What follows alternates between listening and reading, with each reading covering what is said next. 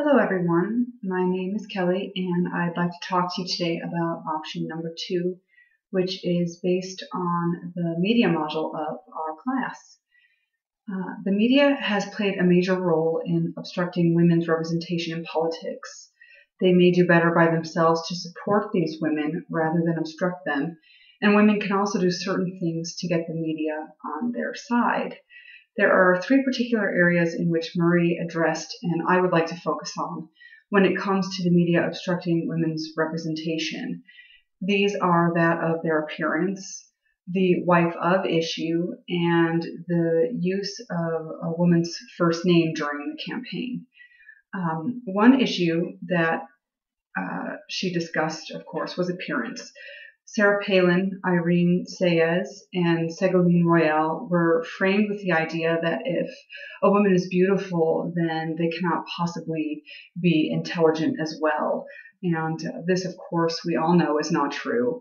And all of these women were perfectly capable of doing their jobs. According to Murray, even when beauty was not at the center of the coverage, as in the Cristina Fernandez case, she was considered vain and superficial based on the speculation that she had had plastic surgery, which of course has nothing to do with whether she was able to run a country or not. The second issue was the wife of framing. Hillary Clinton, of course, the wife of former President Bill Clinton, was consistently hindered by this issue. Questions arose as to whether or not her husband was actually going to be serving a third term. She was also scrutinized for his poor behavior during his presidency when it came to the issue of Monica Lewinsky. In the final case study, Murray discusses Cristina Fernandez in her book. She was chosen to run for the presidency by her own husband, and because of this, she was cast as a self-promoter and an activist who was used her husband to get into power. The third issue is that of the use of the first name, which of course has limited benefit during a major campaign when someone is trying to be taken seriously. Hillary Clinton, although trying to separate herself from her husband by using her first name, according to Murray, it marked her as being, quote, different in a negative light.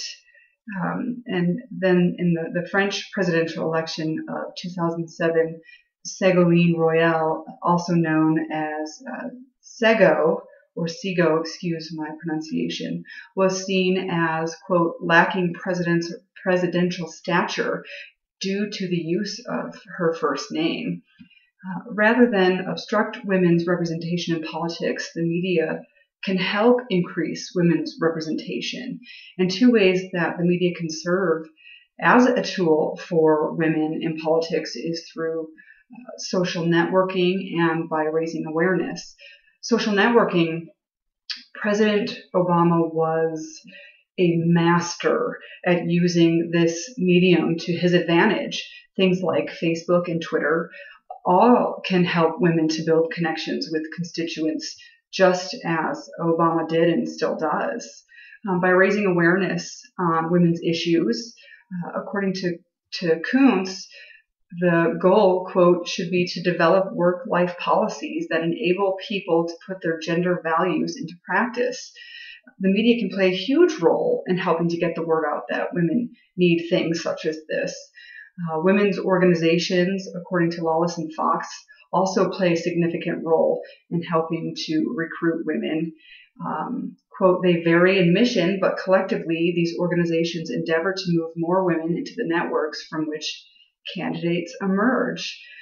Ray and Korteweg also feel this way. They say, quote, universal discourses such as the increasingly popular human rights framework used by some feminists seem promising in their ability to mobilize potentially powerful international institutions on behalf of women. If these organizations can work together with the media, it may be something that potentially could serve women rather well. And when using the media as a tool, Women can follow certain guidelines to increase their positive coverage in the media. 3 rules that a media campaign manager can instruct a woman who is running for political office to use regarding the media can include developing relationships within the media, focusing on a mixture of soft and tough issues, as well as trying to stay positive, even when they are perceived so negatively. The first is, when it comes to developing relationships with the media, a woman really needs to be very prepared.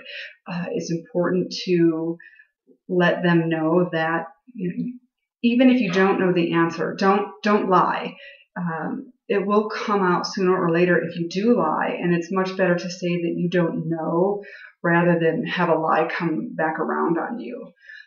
Also, when it comes to focusing on a mixture of feminine and masculine issues, Kornblut suggests that women are damned if they do and damned if they don't. She uses the example of Janet Napolitano for a positive role model in this area. She's managed to avoid the double bind. And Napolitano said about being a prosecutor, quote, "So if the concern is that women running for office are going to be too nice, when they're used to seeing you announcing arrests and sentences, you're nice, but you're not that nice." She also used her experience with breast cancer to raise awareness for the disease, which is obviously a female issue.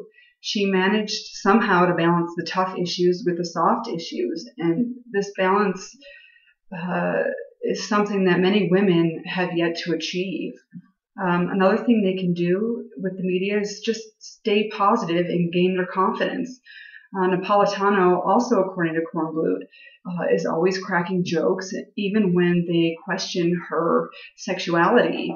Sarah Palin looked to God and her family, quote, "because our families are the most loyal friends and greatest blessings we have in life."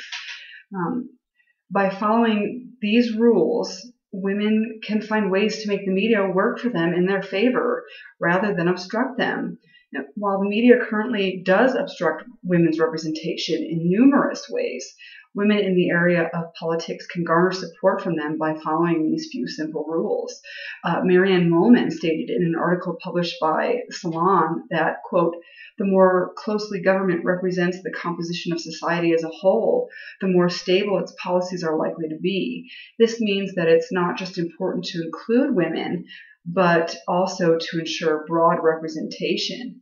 Women do matter significantly in terms of political representation and need to be respected. Only then can we as a nation become more rounded. Thank you so much for watching, and I wish you all the best of luck in your future.